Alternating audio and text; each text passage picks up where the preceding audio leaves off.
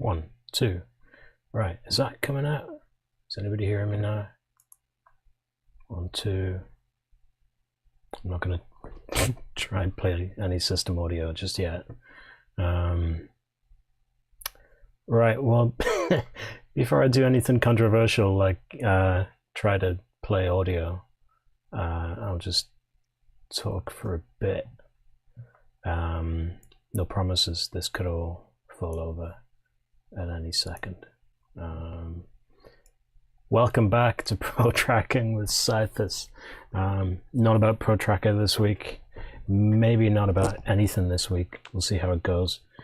But I'd like it to be about the Atari YM chip. I'll be doing a lot of hunting for the webcam because I keep forgetting where I put it. It's up in a different place today. It's all different, and clearly, even though I tested it today and it was fine, I made a mess of it. So, yeah. Oh, that's supposed to be bigger. The chat. That's microscopic. Even that's not great. Is that visible now? That doesn't need to be visible. Okay. That's not great, but it's something. Let me get that sorted out. Right. This is a text editor. It's Atom, and we've got a CSV file, and this CSV file is a chiptune, kind of. It is our custom file format, which started as just a list of numbers, a big long list of numbers. I'll talk about why we did that, what it's supposed to achieve, and hopefully you'll get to hear what it sounds like. And we'll see how we get on. Okay, so normally this stream is all about Protracker on the Amiga. I said way back at the start, it's not always going to be just about Protracker, but I tend to see everything through the lens of Protracker, and that is the angle, that is the Protracker angle today, because my familiarity with and love of Protracker influences how we are making this tracker to a certain extent, though a lot of other trackers are as well. And yeah, so spoiler if you haven't seen any of my tweets over the past few days, we are making a tracker. When I say we, that is me and Monster Munch, who's here in the chat watching, and he is a programmer, and I'm not really a programmer, not that kind of programmer. He's a proper programmer, and he is the other the other member of the notorious and legendary Bobby Davro Snooker Experience demo group. Yeah, we've done some things. We've done nothing for a while. I don't know if this is a BDSE production, but we'll see. What it really is a bribe. So Monster Munch grew up on Atari the way I grew up on Amiga. He loves the Atari. He loves the Atari ST in particular, and that's fine. We, you know, this is a safe place. There's no judgment. I'm not even going to crack jokes about that old rivalry. It's not really that important. What's much more fun is looking at what each of them offered that the other didn't do, stylistically rather than in terms of technical achievement. That's more interesting, because then you've got two things that do cool stuff in a different way, and that's always fun to look at. You've also got machines and ranges of machines that kind of leapfrog each other a bit. When the Falcon came out right at the end of Atari's run, when Atari and Commodore were circling the drain, it was fiercely powerful, and it was what the A1200 should have been if it wasn't hamstrung and done on the cheap. equally, when the Amiga came out, it had back in 85, 6, it had when did it actually come out? 7, something like that. Especially when the 500 came out, it had things that the ST did not, and a lot of ST owners really felt that. Didn't have a copper, couldn't do parallax scrolling very well or at all, really. A whole bunch of things. That sort of stuff didn't have DMA for audio. That sort of stuff got added in with the STE and the Megas and stuff. And I'm not going to dwell much on actual tech specs unless it pertains to the audio, the music. Because, well, I've talked a lot about Paula and the Amiga's sound capabilities. Right, Tommy, if you stop hearing me, I'm going to take my monitoring away because I've got a mad echo, like long distance call echo, and it's not much good. But tell me if it goes wrong. Yeah, so I've talked a lot about Paula, about what the Amiga could do. Basically, what it can do is play samples. That's kind of it. Everything else is flourish, and to be really kind of, well, here's an AY chip. The AY chip is who made the AY? It's GI's, General Instruments. General Instruments made the AY chip in the early 80s, and it's a sound chip that on the face of it doesn't look like it does a great deal. It has 3 channels, three channels, a maximum of 3 channels. You can't get around that. You can't fake more channels. You can't add much. It's got 3 channels. And it has a square wave, not a pulse wave. It has a square wave form that can go out in any of the 3 channels, and it has a noise, pseudo-random noise, where you can give it a period of, I think, between 0 and 32, and that's about it. And yeah, I'm downplaying it a bit because that makes it all the more impressive when you see and hear what can be done with that. So that's not much, but you can also do things like throw data at this at a frightening speed if you've got CPU that will do that. And you can start, as people started to discover, you can it's got an envelope generator as well. That's the other thing. You get 1 envelope generator for the whole chip, which isn't ideal.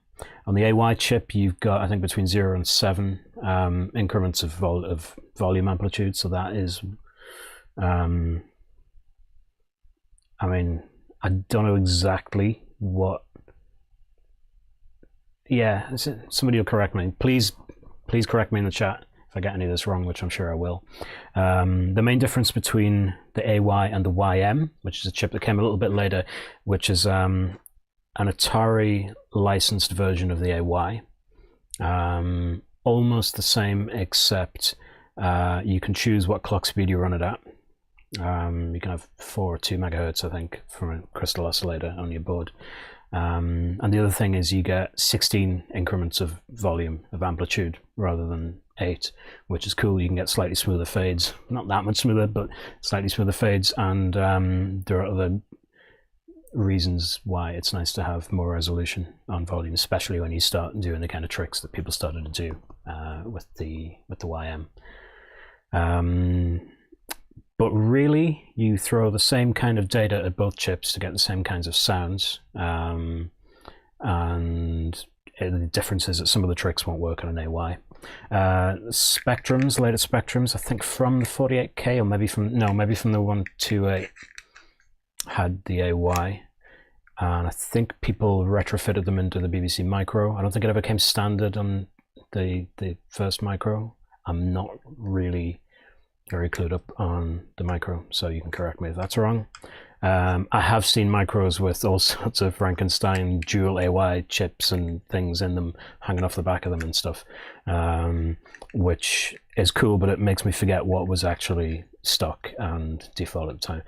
Robsoft, from the 128K onwards, yeah, I thought so, because I have a 128K that I was trying to get working again. I knew there was something wrong with it, didn't know what was wrong. Eventually opened it up and realized that I'd having failed to desolder the AY chip from it, I'd taken a Dremel and cut around the circuit board to get the AY out of it.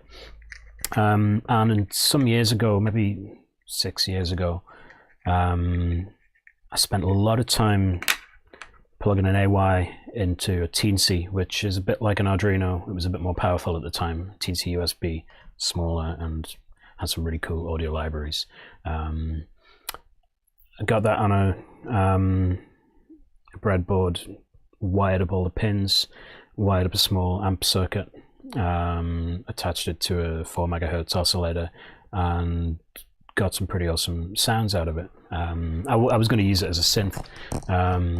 Things like, I got like 3-voice SID sound and stuff, really awesome sounding stuff that that I was able to do quite easily because I could throw like 100 megahertz worth of CPU at. I could run multiple timers all at once, stuff that's much harder to do on a machine of the time, definitely a Speccy, and also the Atari ST. Although the Atari was, I think, a little bit more powerful than the Amiga.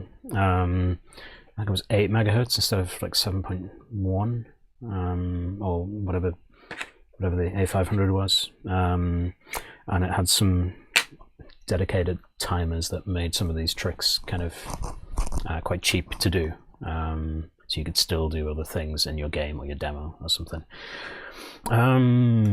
Yeah, so I did that and forgot in the last few years almost everything. 7.14, yeah, 7.14, thank you, ArtState. And the rest was allocated to hardware chips. That explains it. Okay, that explains why it's such a weird number, because there are cycles allocated to copper and blitter and custom chips and stuff. Cool. Yeah, I forgot. I mean, I spent a lot of time with data sheets, YM and AY, and all the different variations, and figuring out and how to address chip registers individually, how to figure out what was going on, how to run, how to do samples, even how to use amplitude modulation to get different effects. I basically forgot it all, and anytime Monster Munch decides that he wants to do an Atari thing, I go, oh yeah, that'd be cool. I'll get the Atari ST out and I'll load up some trackers, and I think these trackers are amazing, but I do not have time to learn my way around them like I know my way around Protracker or AHX, and I'll get onto Atari trackers in a minute because they're amazing. Some of them are completely batshit and wildly amazing at the same time, and that's a whole fascinating thing. But I'm trying to get to why we're doing this at all, and what we're doing here is writing a tracker for modern platforms, for Windows, Mac, Linux, and why we're doing it. Like I said before, it was a bribe. Monster Munch wanted to make an Atari game. He set up a cross compiler environment for doing that, and I think he's got himself a new. Did you get a new Mega Satan or whatever, Gotek or something? Yeah, he's gonna get his Atari set up again. But he's in Atari emulator for now, and one of those things, yeah. And started doing the stuff, and I think I didn't even have to ask this time. Normally I ask him to make a track. I've been asking him to make to make trackers for me for forever, and that hasn't really been a good enough reason. Sort of, definitely not a good enough reason for him to do it. Not really a good enough reason for me to demand it. But this time he came to me and said, I'll do a tracker so that you'll write some music, and that's a good way to get me to write some music. to let me decide how a tracker will be, so that I can just hit the ground running and churn out music quickly. That's the plan. The other means of writing AY and YM music on modern platforms, there's Vortex Tracker, which is quite old, and I think it's Windows only, and I mean, I do sometimes have to use Windows for work. I'd rather not use it for anything I enjoy doing. I'm not getting into that, but that's how that is. And also I didn't really get on with that that interface. It's not comfortable and immediate to me, and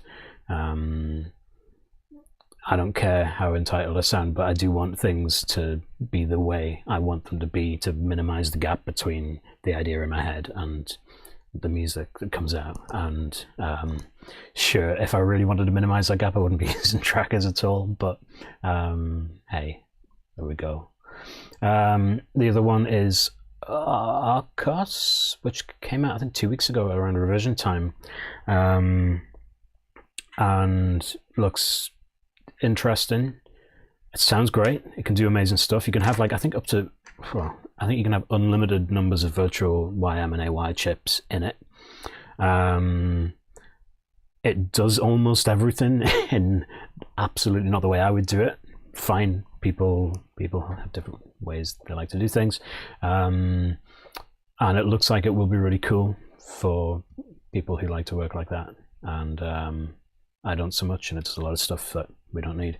And we thought it would be nice to do it the way we wanted to do it, or the way I wanted to do it. And it's a fun way to learn about these effects as well. There are all sorts of effects that I've been able to achieve in Atari trackers without really understanding what's going on, like the SID voice and the sync buzzer and the various buzzer effects. I'll explain what they mean, why they're called by those names, and if I can get it right, you can correct me if I'm wrong, but I'll try and remember who kind of invented or introduced some of those tricks. The really important tracker, the most important Atari tracker at the minute, I would say, is Gwem's Maximizer, which he's been developing for 15 years almost. Regular updates, one not too long ago. And it has live modes and jam modes. He has said in the documentation that it's based a lot on Fast Tracker 2. I can see which bits he's been influenced by there.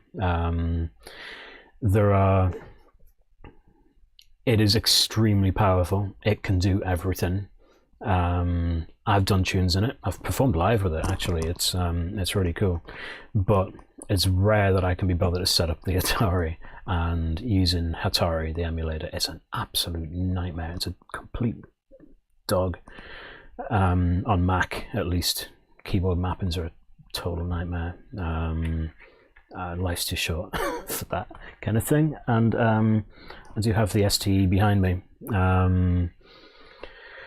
So I thought it would be cool to have a tracker on a modern platform that does principally YM tunes. I guess there's no real reason why we can't tweak and export to make it suitable for YM. Somebody might be able to help me with this. I don't know what happens if you feed YM registers to an AY. I meant AY before. I presume it just either ignores them, or the hardware that's delivering those registers can't run the timers that are necessary, so it's all on the replayer. I think that's probably the case. I think if you just throw, it's the same pin registers, so I guess if you just throw the data at it, you'll hear a tune. It just might not have the same effects on some. Who knows? Somebody will know. Let me know if you know. Be interested. Yeah, so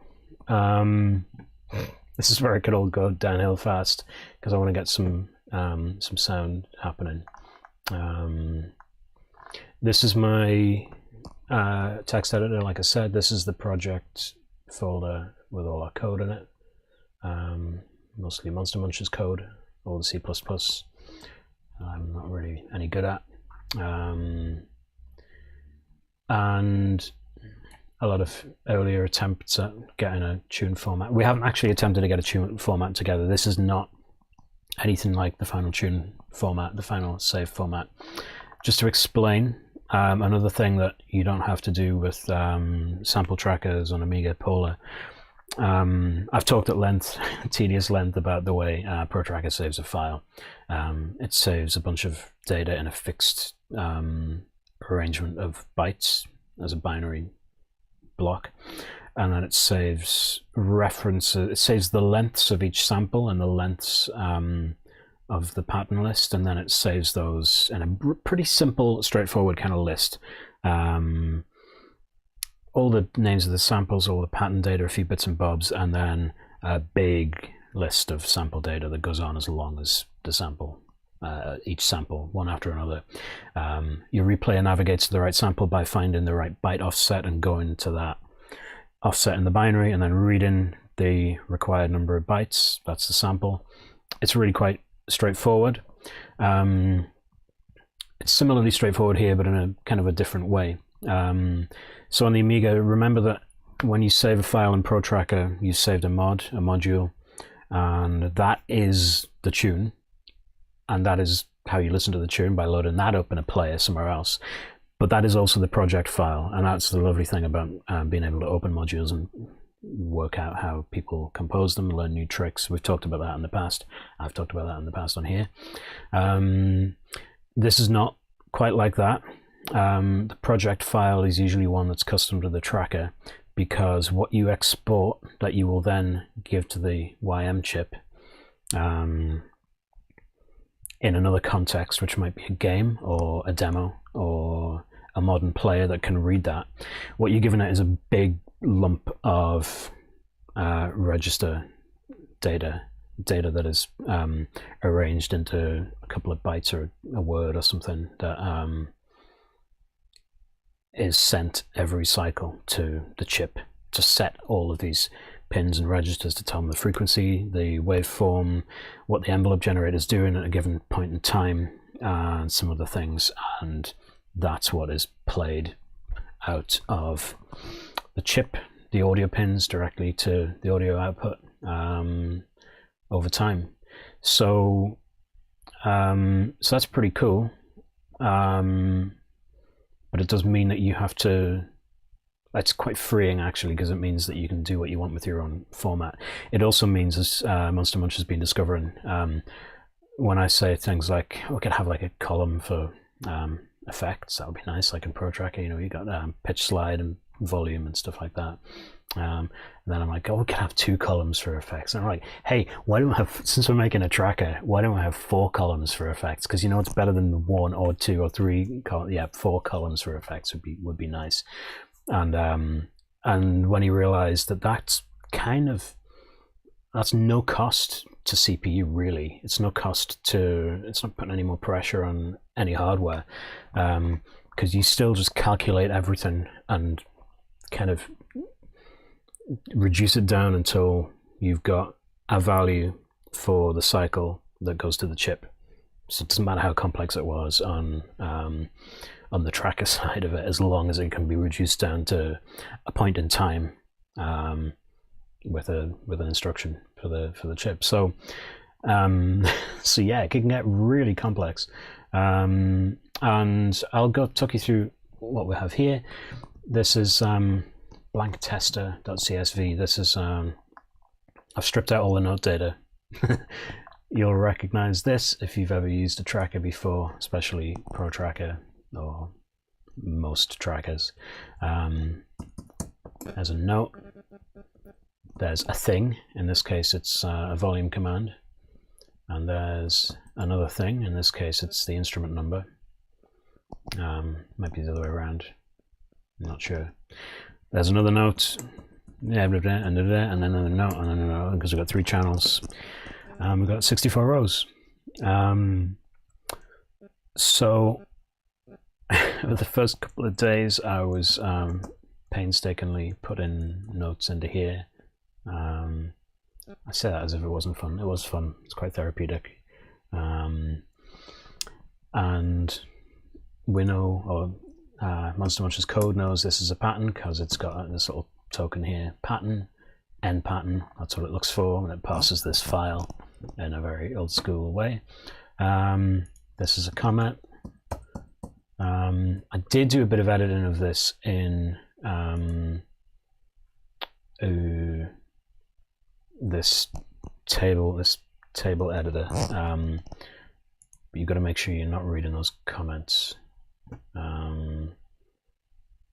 because we use the hash sign for a sharp note, which took me ages to figure out. Why is it breaking in the middle and finding comments halfway through my tune?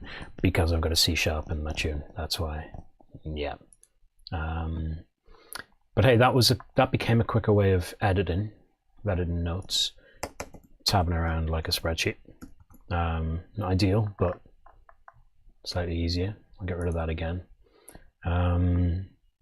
We've got some globals here. We've got BPM 125, pretty straightforward. We've got these channel mutes, which are commented out for the moment. Again, pretty straightforward. If you've watched this before, you'll know that I'm always muting and unmuting channels because it's very good to hear how things sound soloed. Sometimes just give you a headpiece from other channels. Kick bass, these are just comments with my own custom names for these instruments. That's the tune data's up there. Instrument start and instrument end are here and here.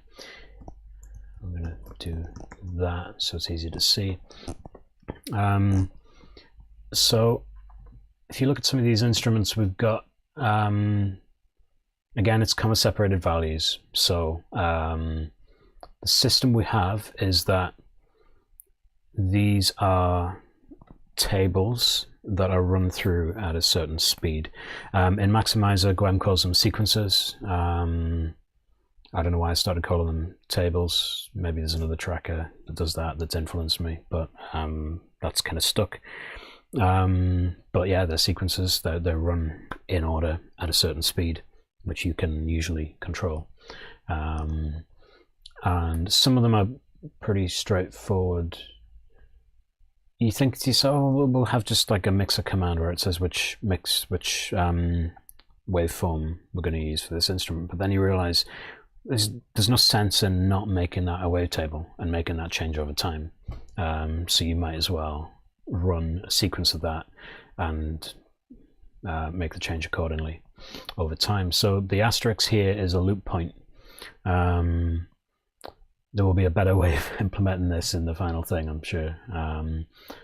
For the minute, I'll find an arpeggio.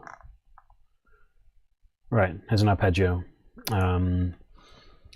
Volume speed 6 and then volume and then a load of stuff. So volume speed, that speed 6 is the speed at which this volume table is read. This volume sequence, if you like, is read. 15 is a maximum volume. Now YM volume is logarithmic. For pretty clear, our hearing is logarithmic. It makes a certain amount of sense, but it also means that the difference between volume levels at the higher end is going to be different to at the lower end because of maths.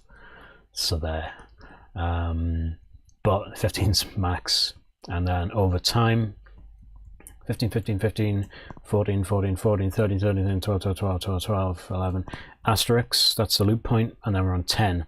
So if you think of this as an ADS envelope for a synthesizer with no decay, because we don't really have that.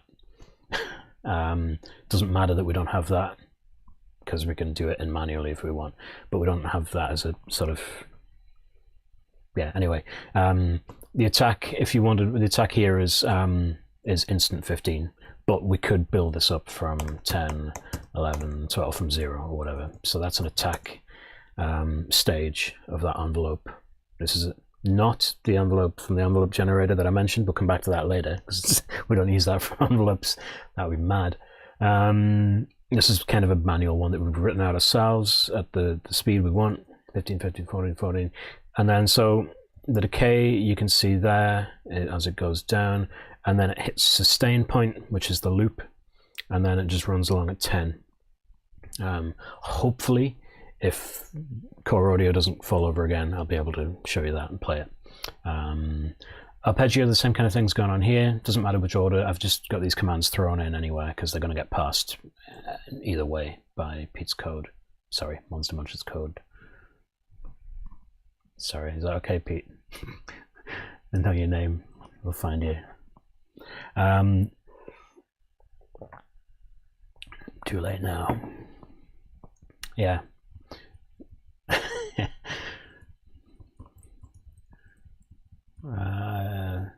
Well, I've already let on that you're in BDSE, so it's not that much of a leap. I think your most recent nick on Pue is parcel shit. Arpeggio, the asterisk, the loop asterisk is at the start, and that's 0. That means that's the root note.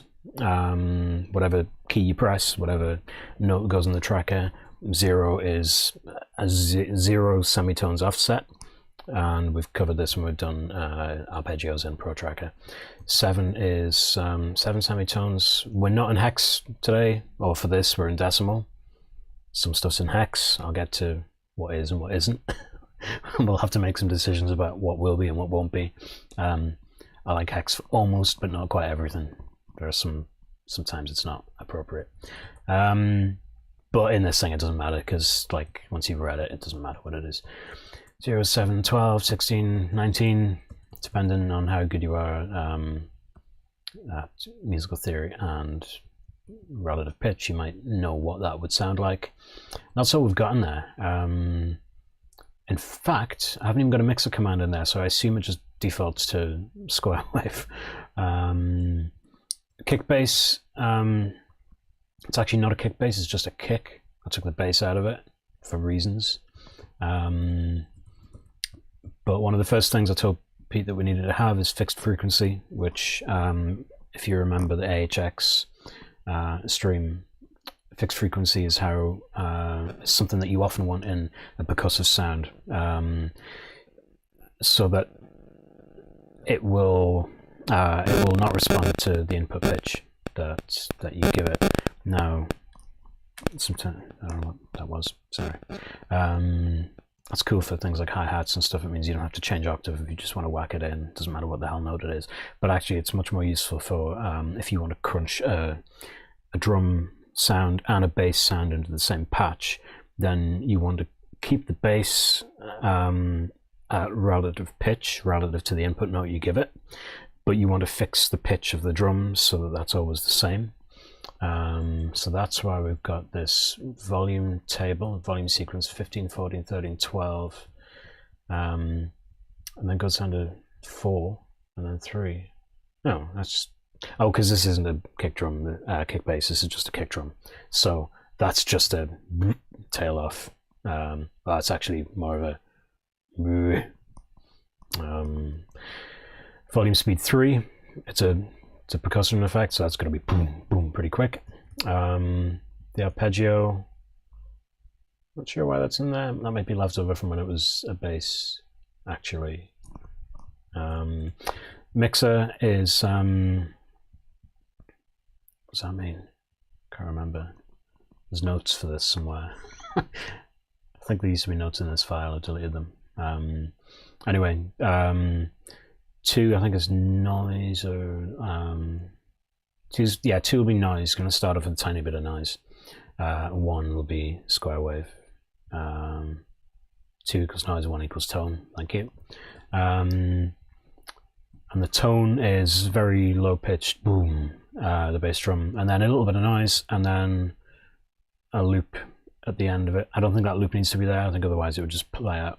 And then we've got the fixed frequency again on its own table, and we could give a speed to any of these if we want, which means, as you'll know if you've ever used Maximizer, the matrix of possibilities is enormous, and I don't think you should necessarily make it enormous.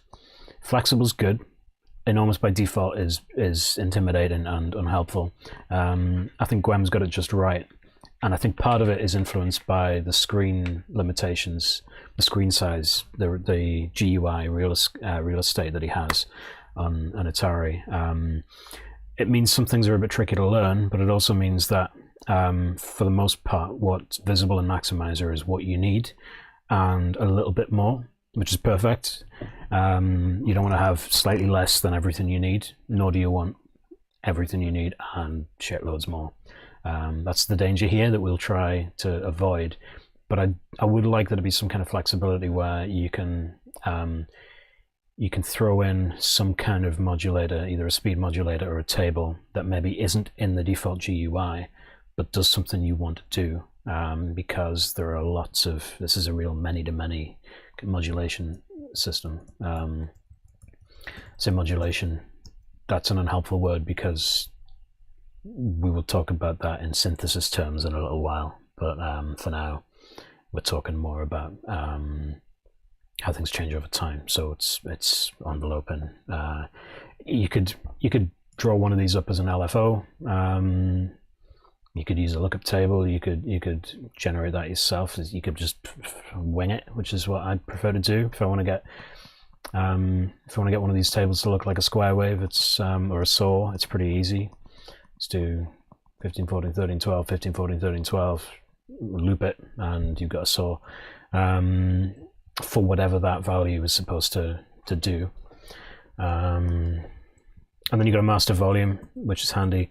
All these master volumes are way too loud. If I get the audio working, you'll see why, because you can clip the hell out of the YM chip if you put everything to max, and because I come from Protracking land, I'm instinctively putting everything as loud as possible to keep ahead of the noise floor, which isn't wise on any chip really. That's bad practice. I don't do that in my professional life. Yeah, more ARPs, and these are copy and pastes of the same ARP but with different semitone tables. Snare, it's a bit like the bass drum, a bit like the kick drum. You know how that works. This is the interesting one. This is our first buzzer effect. Yeah, I'm talking a lot because I'm I'm convinced if I try and start the tracker, everything will blow up. And but I think it's a bit shit to just be talking and not playing any sound. My editor has a terminal in it. It's not great, but it's okay. First, let's find out if Monster Munch has pushed any updates while I was putting my kids to bed. I think he might have done. So that's my script that pulls it all down, builds it again, builds very quickly because there's hardly anything going on. And just in the past few hours, Monster Munch has added a bunch of features which suddenly make this look a lot more like a tracker than it did. And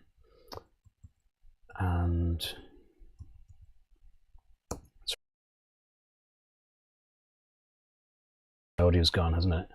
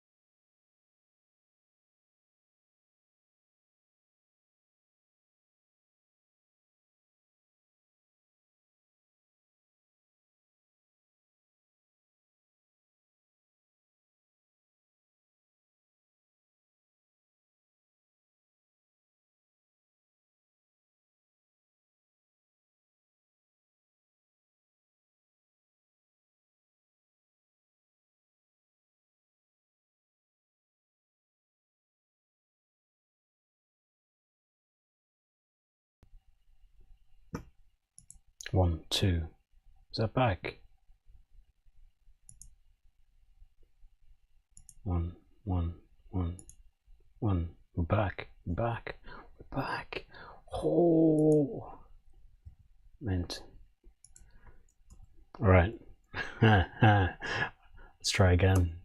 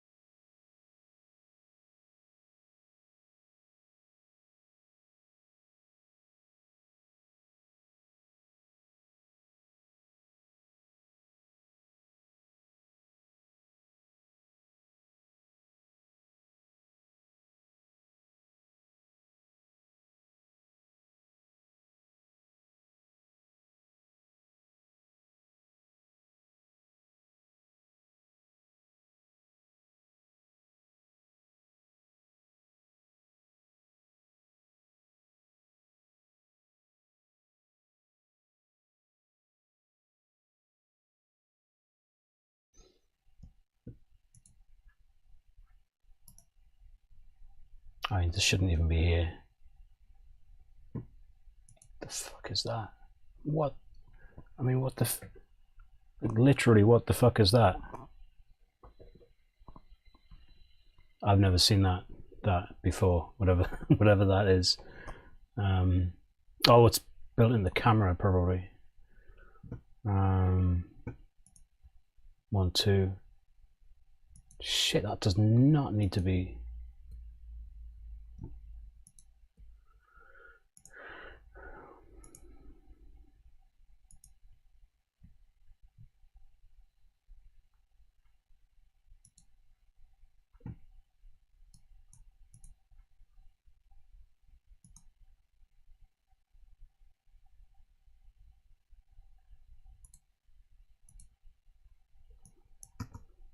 Right.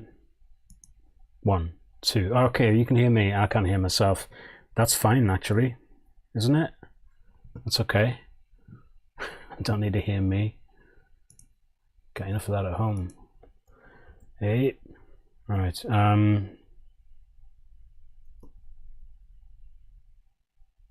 That started. You hear that?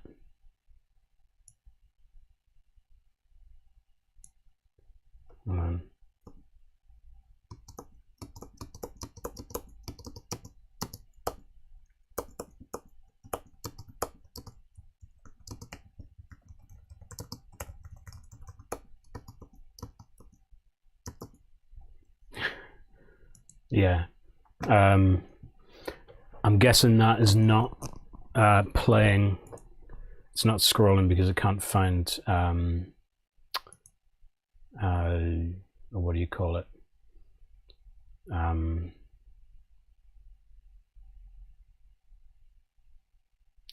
Thing. Sound interface. But it's all working. Let's try again. Hey, I've got an idea. Let's see what Protracking does.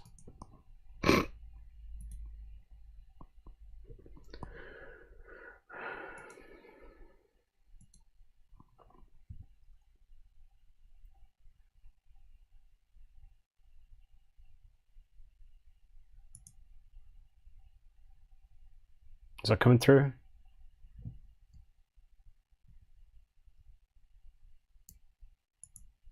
Yeah, it looks like it's coming through.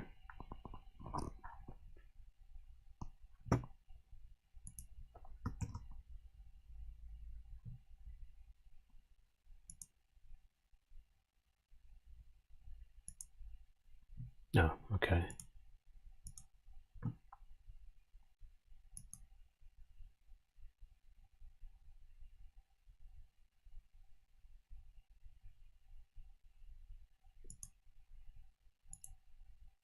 One.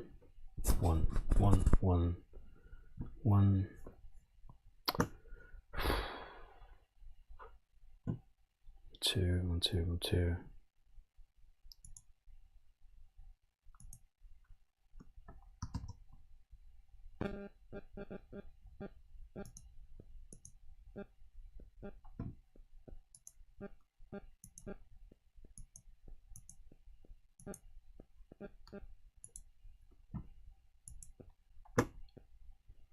Right, sorry about this again, if you can hear me.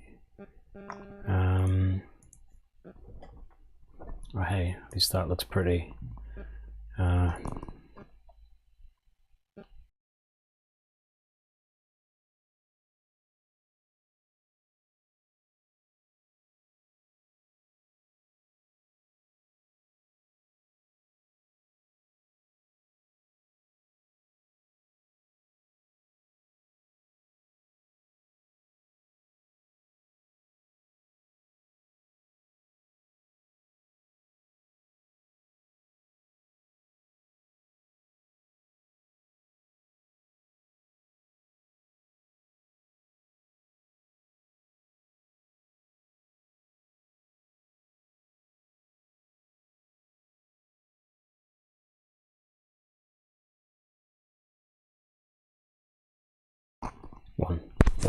One.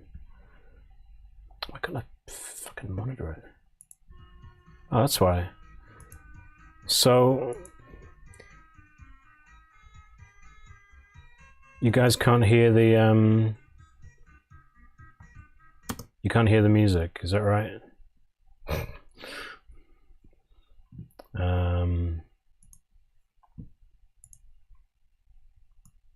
Very low. Okay. Okay, that's something. Jeez, oh. Yeah, it could be from my headphones to my mic.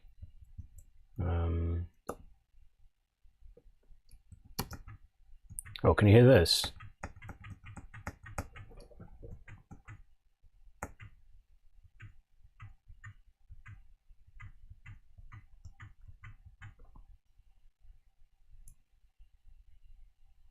Oh, really?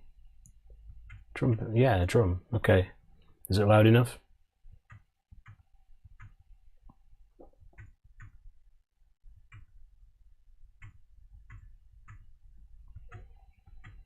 It looks like it might be mega quiet.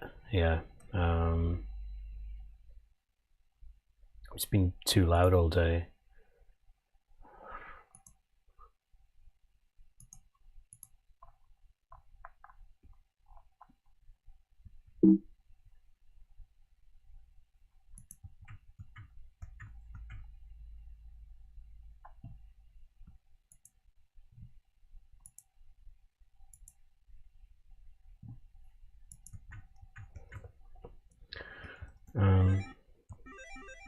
What about that? Is that audible?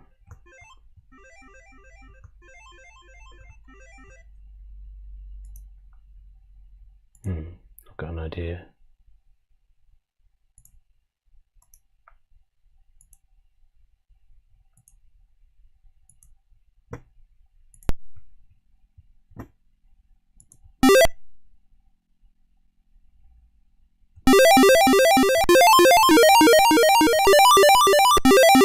Right, okay. Thank you. Awesome. Before it goes horribly wrong again, I'll get some notes played. So, there's the drum I described to you earlier. Pretty much does that.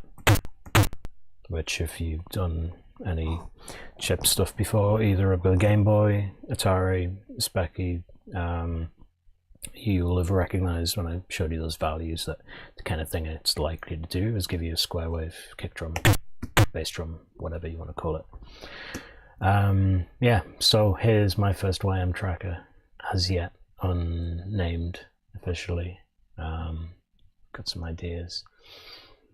Oh, we've got follow now. That makes it feel more like a real tracker. We've got checkboxes here for channel mutes. Got keyboard shortcuts are growing hourly. We've got one of the most important ones to me, which is note add, and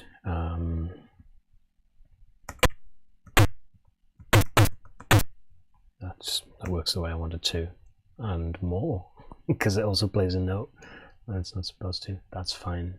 It's all about prioritizing. This track is 5 days old from the first bit of code that was written. And actually, I'm gonna, since it's running, I'm gonna write a tune.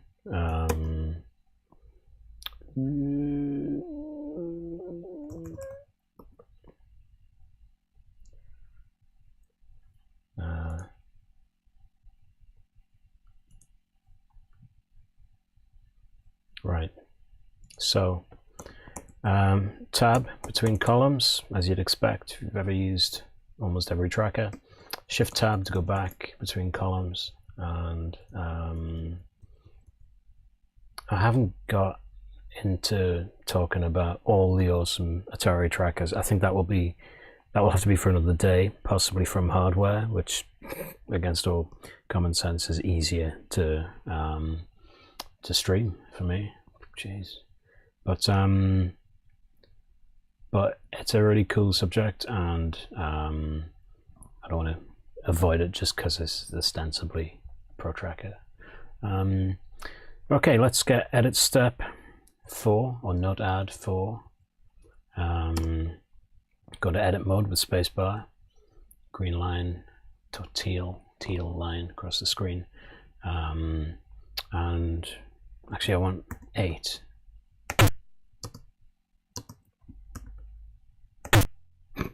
Nope, that's a keyboard focus issue of some kind, but great, loads of them. Out of edit mode to audition some instruments.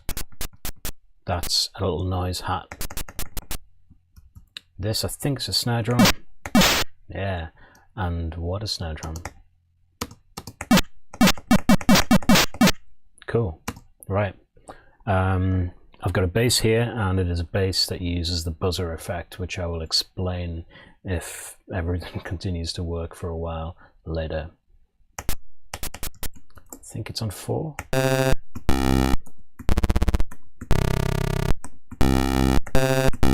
Yeah, there we go.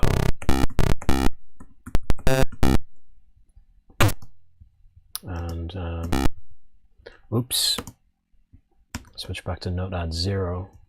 Because we're doing one step at a time. I don't like note add at all unless I'm putting in evenly spaced things like, you know, a kick drum every 4 or 8 rows. Yeah, okay.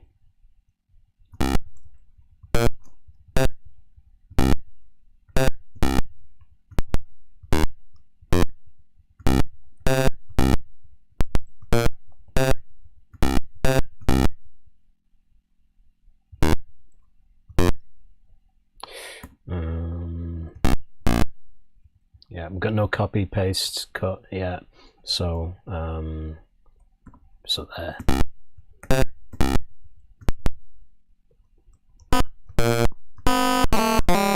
That's awesome.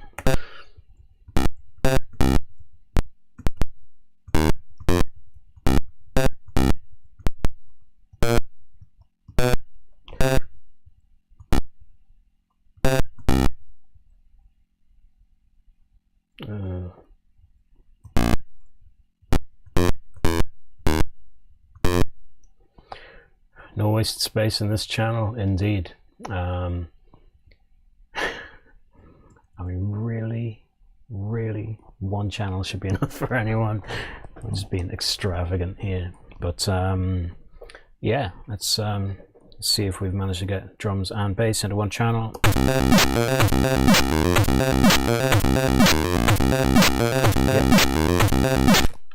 I think we have. Let's get some ARPs into this one. So I'll go out of edit mode here so we can audition some of these ARPs. They're not consecutive. 6, I think, is 1. Nope. 6 is a lead. It's a loud lead. It's too loud. Actually, before I go any further, I'm going to make these all quieter by... so this is in hex from 0 all the way up to A, B, C, D, E, F for maximum. I'm going to make these all E because that gives me a bit of headroom later on. There are reasons. I think as of about 7 PM, I can now go back to the CSV, edit the instrument. Monsterman says you can give the instruments names, you know. That's amazing. I haven't tried that yet. Where? How? Let me know in the comments. Not in the UI. Okay. Cool. I'll give them names in the... Yeah, as of about 7:30, you can now edit the CSV without reloading the entire tune, which is what it used to do. Now it will reload the instruments, but it won't reload and consequently wipe out the note data and your entire tune. So Command 1, give me edit step 1, edit mode, hold down the E key, boom, done. That's what edit step's useful for. Let's get some of these arpeggios.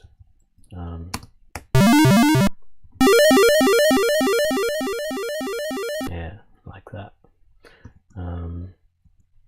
Just gonna check OBS to make sure it's still actually streaming. Feck. Don't need that. Yeah, it's still streaming. Good.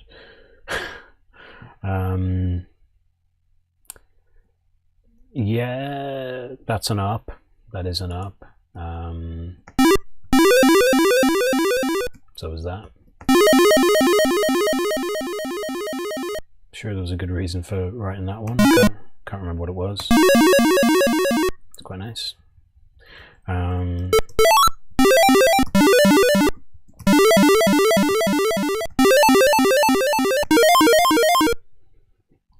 work with that.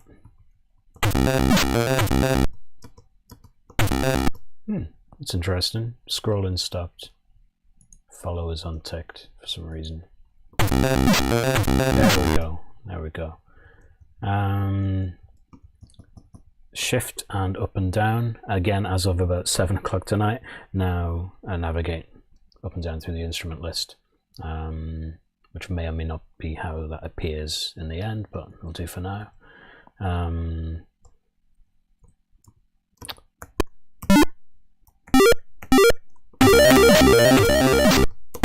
It needs to be a lot quieter because that's going to be clipping. Sounds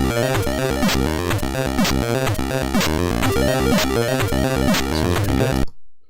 And I want to see if I can. No, should I do this?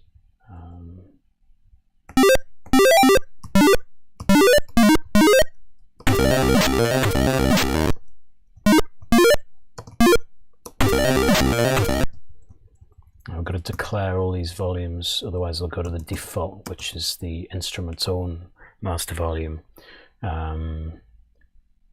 Generally, I should go back to the instrument in the CSV and lower these kind of by default.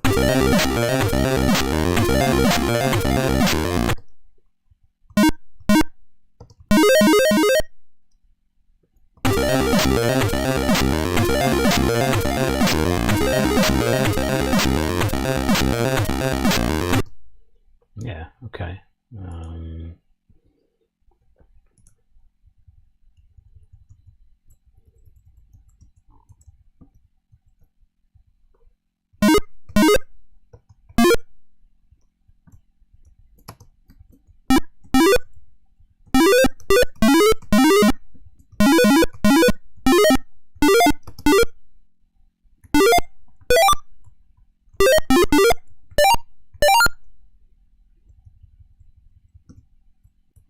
I want that higher, not that high.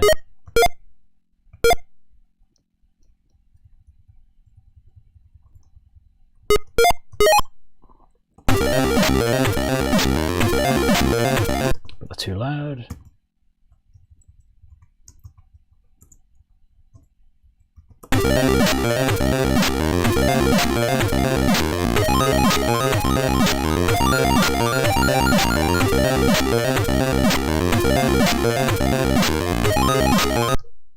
No, I do want that lower.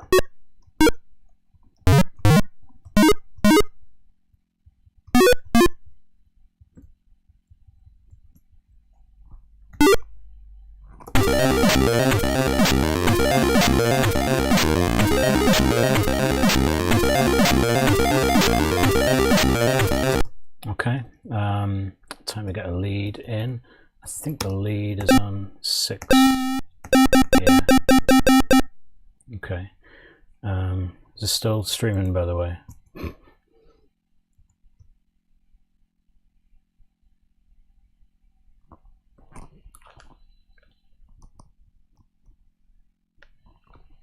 I'm hearing things.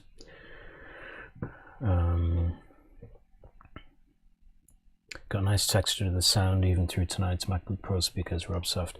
Yeah, thank you. It's noise and square waves, so even MacBook Pro speakers should be able to handle that.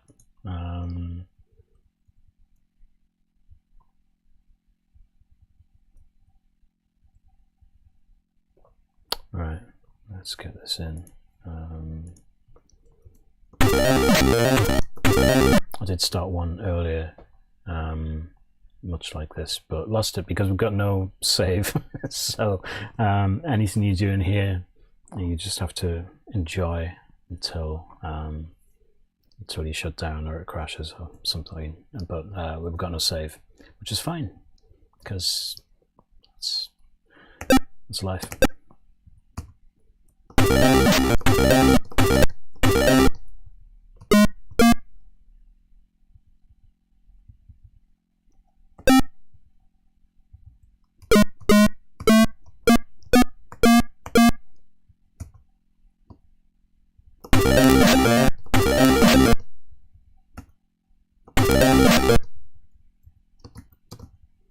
So in this one I'm alternating between A and D as my max and min volumes, where D is used for I can hear a sort of whooping sound. Not sure if it's drunk people or neighbors or my kids.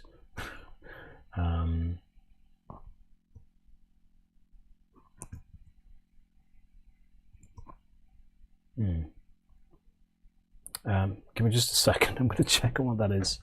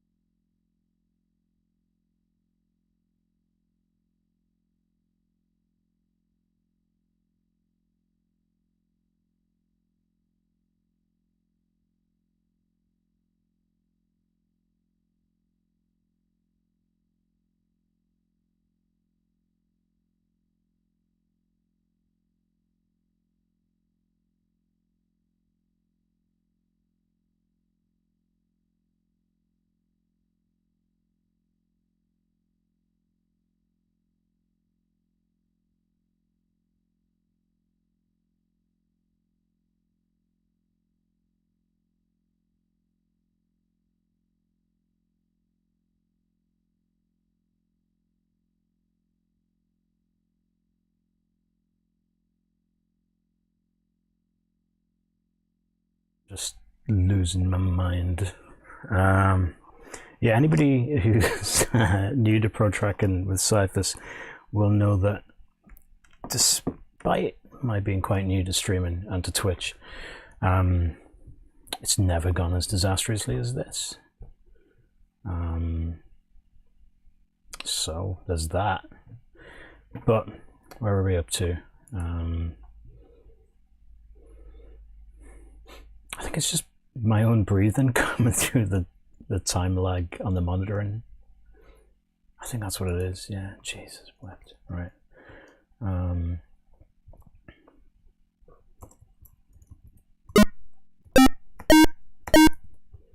was a delayed note, and that was in A.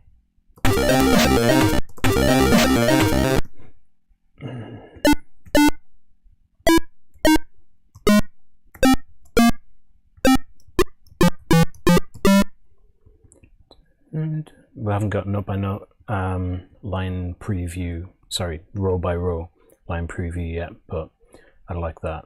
I'm not sure if I've explained to Monster Munch exactly what that is or how it works, but it's really handy to track through step by step what you're doing without having to run the whole thing. A debugger, he's a programmer, he should understand that analogy. It's a debugger, you step through till it's gone wrong.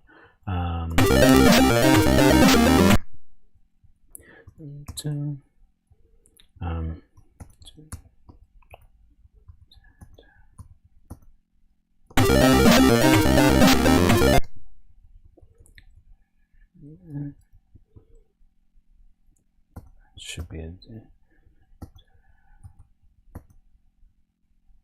it should be double A, yeah.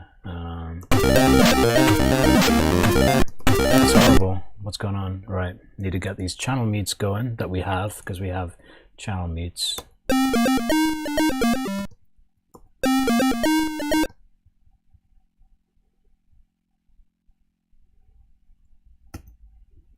That's better.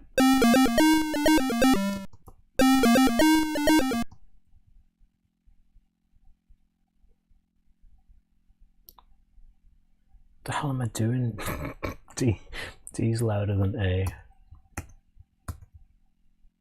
It's been a long A.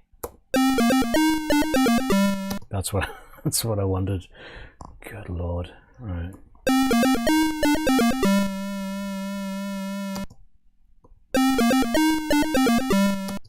Yeah, okay. What time is it? Jeez, 10:15. Sorry if I wasted so much of your time. But hey, you're hearing Atari sounds now, and that's good, isn't it? Yeah, it's nice.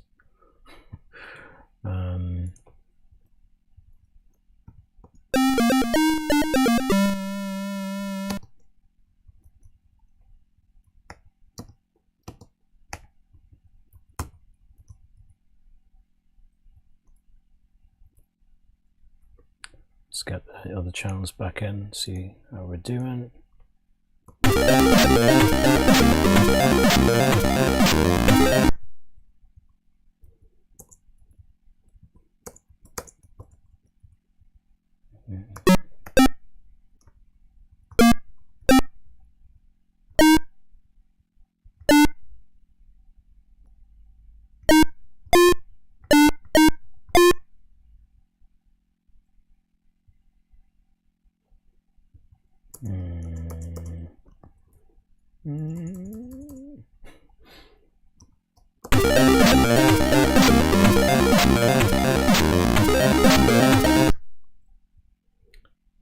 No, start too early.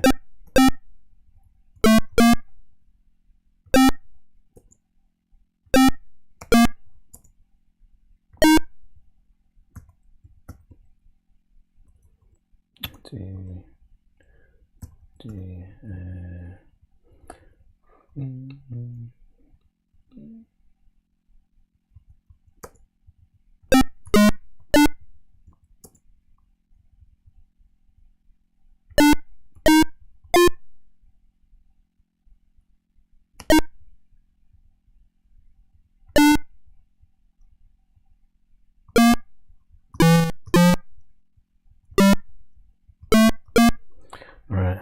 I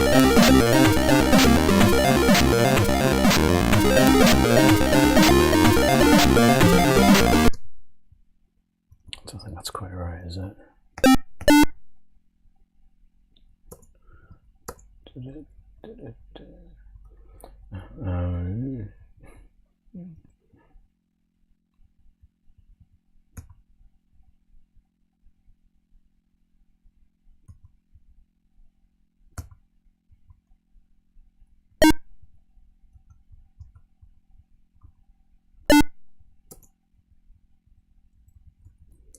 be a bit too fast.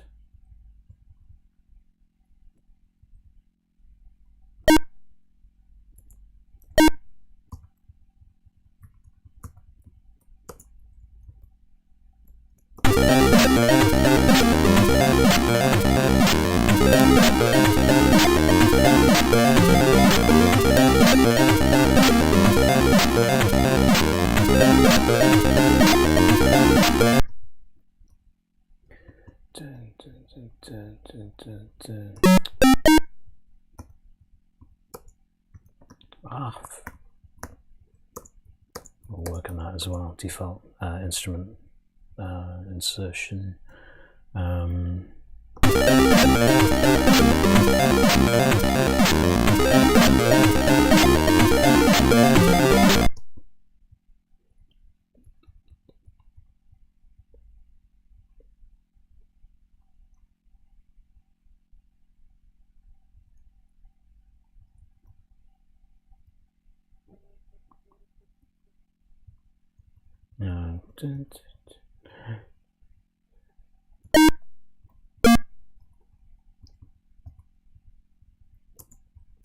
That might fix it.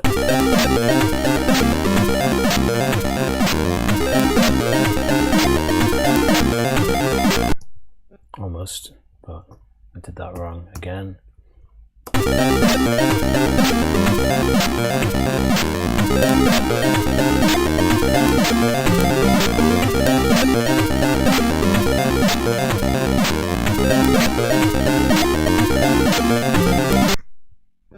Yeah, it's not quite spot on, but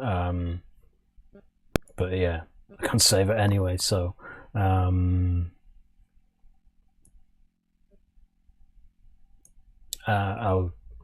when we can save stuff, I'll watch the video of the stream back and recreate it and expand it a bit, because the other thing is we only have one pattern at the minute, one fixed 64-row pattern. Thank you both, people in the chat saying they liked it. Thank you. Yeah, we will add loads of features, loads of UI stuff as we come to it. That's the nice thing about developing like this. Monster Munch can push his code. I can pull the latest commit and build it, use it, and it's nice to, over the last couple of days, it's been exponentially quicker for me to write a single pattern tune as he adds features, because every time I try and write it, I say, oh shit, we need that thing that I forgot to put in the document, because really the muscle memory dictates the requirements of a lot of this stuff. In theory, you would end up with a tracker that was perfect, but it would be perfect for you and nobody else. And most trackers are so much fun because they're perfect. There's nobody for whom they're perfect, probably not even the people who wrote them. And you get a mix of that stuff, and then you get a mix of somebody's naive attempts to do good UI design, which are normally not great. Sometimes they're great. And I don't know one tracker that doesn't have some really nice design feature that really obviously made somebody's day when they came up with it. So you heard the buzzer in there. To be honest, it's probably for the best that I got sidetracked from doing a deep dive, technical deep dive on the AY and the YM and the way the Atari uses the YM, because there are people who know it better and describe it better. If you're interested, go and check out Gwem's Maximizer tutorial videos, because in the process of explaining how to use Maximizer, you necessarily have to understand something about the way those chips work, and he explains with a projector and diagrams and everything, a lot of that stuff. The very short version is that the buzzer effects are when people realize that you could run the envelope generator at extremely high frequencies up into the audible range. Suddenly they realized that they had a sort of programmable waveform generator that they could use. They could do amplitude modulation on the square wave to give things like, because there are, I think, seven or eight shapes in the envelope generator. Saw, reverse saw, triangle, reverse triangle, some others I forget. I might have them in the document. In Adam. Yeah, okay. Buzzer shape. That's essentially which of the envelope generator envelope shapes you're going to use, but you're going to loop them really fast, or the replayer is going to loop them really fast in audible at audible levels, to give you saw, triangle, inverse triangle. And because there's only one envelope generator, you can only have one buzzer effect on the go at any time, but it gets really fun when you do stuff like I did in that instrument, which is add vibrato to either the buzzer or the tone. Add an arpeggio. Here I've got it fixed just to give it an octave distance. The buzzer instruments tend to work better at lower frequencies. They lose resolution at high frequencies, and it's great for interesting effects. Let me get back to it. And yeah, so it's a lovely, fat, meaty, chippy. You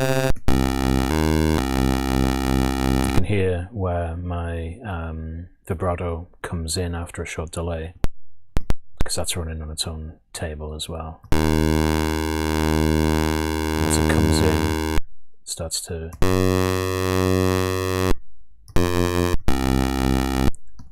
now what shape? I think that's that would be one of the triangle shapes, actually. That's not to say that a triangle sound is what you get, because that doesn't sound that much like a triangle. It's more that the faintly triangular shape that you're using to modulate the basic square wave tone is a triangle. Once you get up high, yeah, they start to get out of control. Still do awesome sounds with them.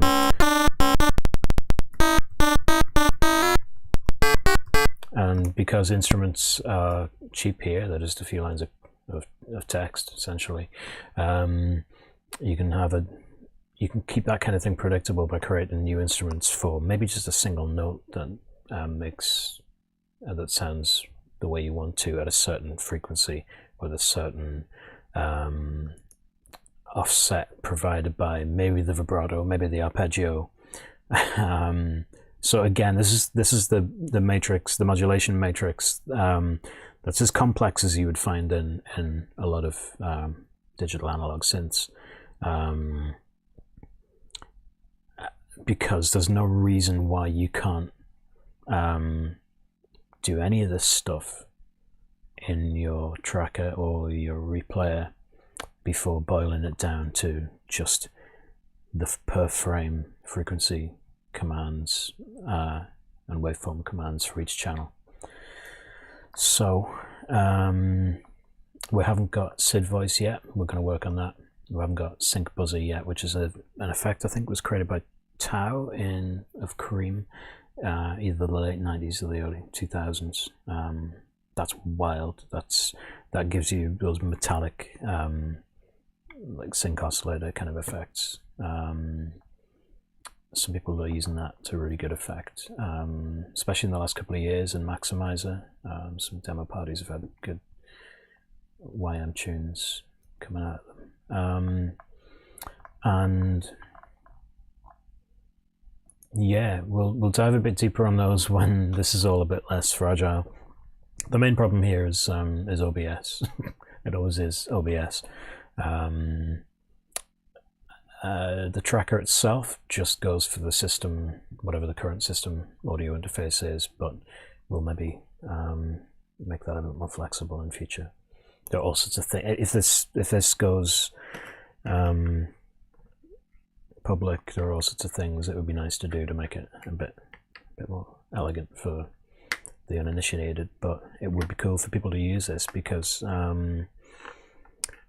there aren't many options for doing YM and AY in a certain way. And to get right back to the Protracker angle on this, the angle is simply that there are a few kind of high-level paradigm choices that I'm making because this is our thing, that not everybody will agree with, and some traditionalists will say, nope, that's stupid, and that's fine, I don't care. One of them is that our patterns are going to be 3-channel, 64-row fixed. We're not going to have separate per channel patterns like GoTracker has, at AHX as well, Triple X, most of the Atari trackers, and Maximizer. I just find that gets really unwieldy for me, and I spend more time searching through, accidentally ruining channels that I've got somewhere else, and I'm using them again.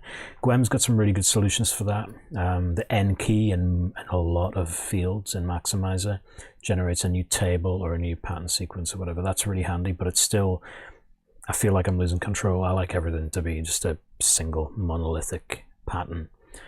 So we will have a pattern sequencer that just works like Protrackers or fast trackers. There are a lot of things that we've taken from Fast Tracker, and again, Fast Tracker took a lot of things from Protracker. The keyboard mapping, I would like that to be as remappable and flexible as possible, but the defaults that I ask for are going to be a pretty straight hybrid of Protracker and Fast Tracker, because that's just where my fingers go. That lets me compose the fastest, that lets me get some music done for Pete's game, or demo or whatever. Let me see. Would you ever see a use case where it could produce data for a Spectrum track, obviously with options to ensure lots of stuff was limited? Absolutely, that's something I would love this to be able to do. I haven't looked into the technical ins and outs of what you'd have to do there. Like I said earlier, it's the same data going to the same pins. The difference is how you quantize the amplitude for a chip that only recognizes half that resolution. So you've got to scale it. Some things might sound dramatically weird. So I don't know whether that means that you have to have an AY mode for the tracker to run in that does those scalings on the fly so that you hear how it will sound on an AY, or if you just fucking wing it and see what happens. Or train yourself to use maybe only evens of I don't know how it'll scale actually, because I presume it's AY. I presume AY is logarithmic as well. Anyway, that's one example. Maybe just avoid buzzer effects and SID voice, and I can't see any reason why you couldn't just use noise and square waves and write a tune and take the kind of binary that we'll be producing and shoving that at an AY chip and getting a noise out of it. That seems reasonable to me. That's the kind of thing I was doing on the Teensy. I was just assembling it very painstakingly, but then I was attaching a MIDI controller and going pure nuts on it. So like, the chip can take it at that speed, and maybe some of those effects the Spectrum can do, but it might be at the expense of the Spectrum being able to do anything else. I don't know how timers work on the Specky, but there are people who do. People like Gasman, if you ask him, he'll tell you if there's something that can be done on the Spectrum, he's done it, I'm sure. If there's something that can't, he will be the one to tell you that it can't be done. But I don't think he likes to tell people that things can't be done. Yeah. So Yeah, well, that's an an intro to this really rather elegant tracker, but just done in a very inelegant, shambolic way. But yeah, I mean, the thing I'm most chuffed, the thing that turned it into from an elaborate front end for a CSV file and into a tracker was when at about 5:30 today, I asked Pete if he could stick this follow option in, and I think he said he couldn't quite see the utility for it. And some people like to turn off follow, and I don't know what they're playing at, because why wouldn't you want to see the Matrix constantly?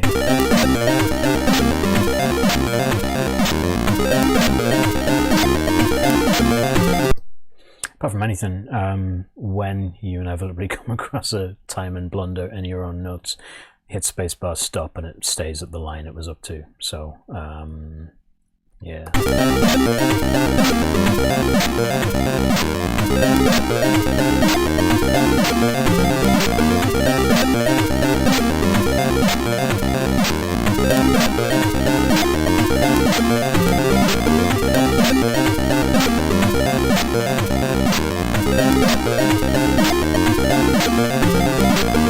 I mean, I've still got tons of space in this tune. Could be fitting all sorts of, get another lead line in here, do some widdly bits, get some other percussion, get some fake toms going that chop in and out of the arpeggios. As long as you keep bringing in those arpeggios, maybe at lower volume, then that'll give the ear the impression that they're still rolling along. And you know, we've talked about channel count efficiency in Protracking, where you've got 4 channels, and AHX as well. 3 channels, it's even more of a refined art. And if you've enjoyed any SID tunes or YM tunes, you'll know that there are masters of that craft out there.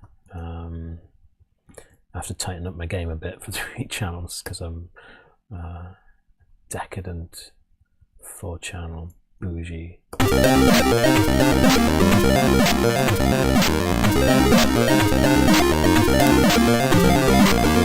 Yeah, so I hope the pattern sequencer will have a field next to everyone for transpose, because what I want to do, I've said this in the past, I go for the low-hanging fruit when it comes to transpositions. Instant mood lifter, just whack it all up by a full tone. So that would go in the or could go in the sequence editor. So just put the same pattern in there but transposed up, and then anything that's fixed, like the drums, will stay fixed because it's fixed, and that's what happens to that instrument when it's been read and parsed and processed. Sorry, I'm not doing much eye contact tonight because I do keep forgetting where the camera is. Normally it's on my MacBook there, and today it's just hanging off something. I'm sure it's hanging off. Yeah, so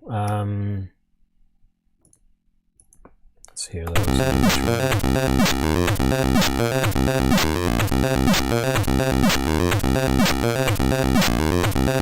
Very, very standard. Same kind of stuff as I was doing in AHX. Took me all night to write 7 seconds worth of stuff because I kept getting sidetracked. So this is pretty quick by comparison. This one pattern of stuff. It's gone at quite a slow pace.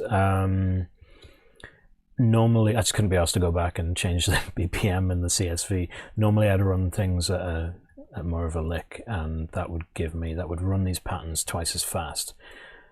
Give me half as much space in the pattern, but give me more resolution to put retriggers and fast notes. When we've got portamento slides sorted out, I'd be able to do really nice chirpy slides all over the place in channel 1, which is channel 2, the middle one, and do interesting stuff with arps at different speeds, and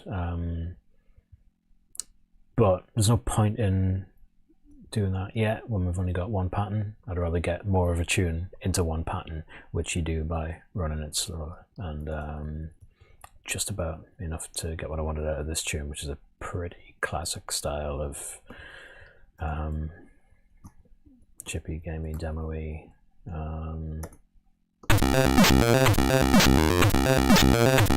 want to tweak that bass a bit. The buzzer's not quite doing what I think it should be. It might work better in a different key. That's a possibility. Sometimes going back to, oh, Pete said I could go, right, Pete, I'm going to try editing the instrument on the fly.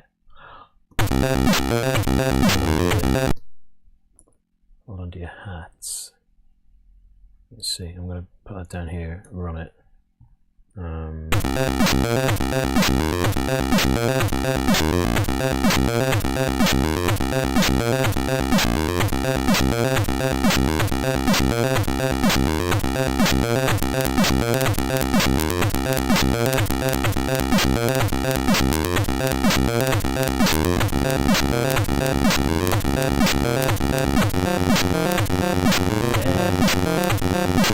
Basically, paraphonic synthesis now.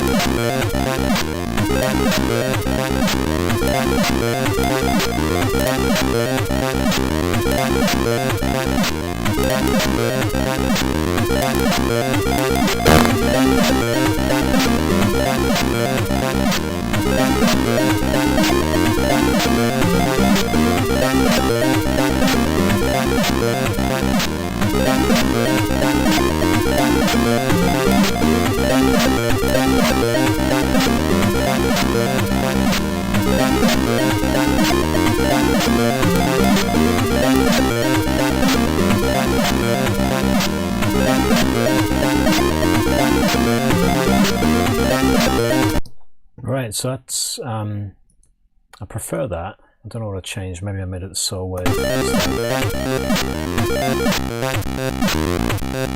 That's a bit gnarlier. Again, there are some extents of the frequency table where that's just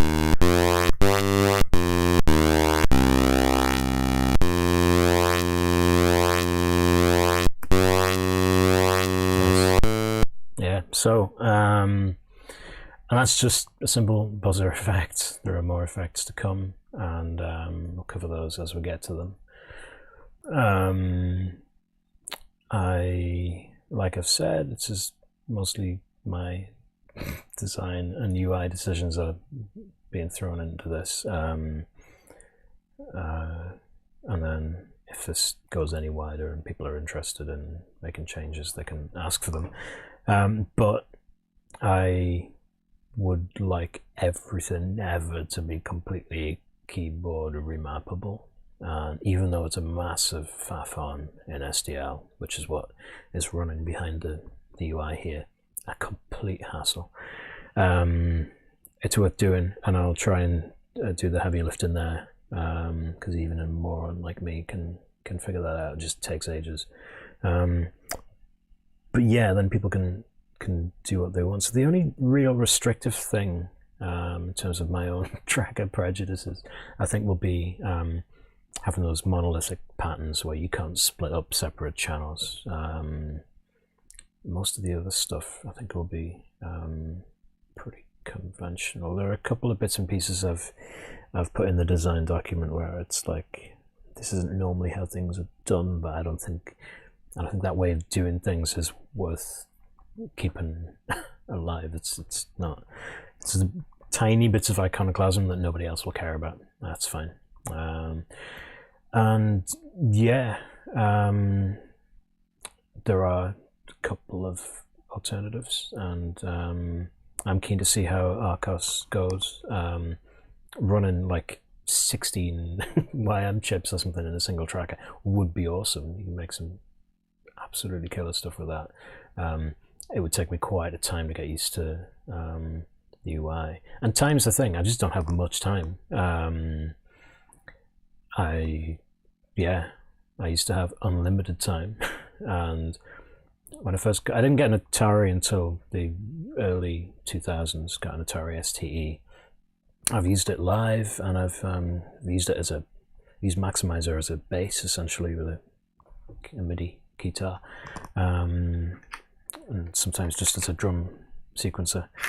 But way back then, I did have the kind of free time you needed to just learn obtuse. Not saying Maximizer was obtuse, I mean generally, like, Jesus, right. So Accelerate, which is an Atari tracker by, forgotten the name, somebody might remind me. It looks amazing. It is absolutely amazing, and it is just completely crackers to use, absolutely bananas. To me, as somebody who's used loads of other trackers, but so to fit everything in one screen, the patterns go, so you'll have a single pattern, and that will be for one channel, and that will have 32 notes in it, I think, but they're arranged in stacks of 4, was it 4 times 8? So maybe it is, yeah, each one's 32, and they're arranged in stacks of 8 notes, 8, 8, 8, 8. But that looks like 4 channels, but it's not, that's one channel. But the notes go left to right, like left to right language order. So that's note 1, that is note 2, that is note 3, that's note 4. And getting your head around that is wild. But the instrument editor is fantastic, and it's clearly capable of amazing stuff. I think it was an internal tool for that demo group that was eventually released, fixed up and released. I love it. I would love to be able to use it, but I just can't invest that kind of time anymore. So yeah, I'm gonna wind it up. I'll play this little tune once more. It's for the crack, and we'll come back to this with progress updates, and interested to hear, having just spent a few hours saying I don't care what anybody thinks because we're doing this our way, I am genuinely sort of interested to hear what people have to say, as long as it's not just hate mail for doing YM wrong or something. But Monster Munch says he's amazed it hasn't crashed yet. I am not amazed. I had absolute confidence that it would give me the least it has given me the least trouble out of everything else that's gone on in this machine. Let's hear it once more, and then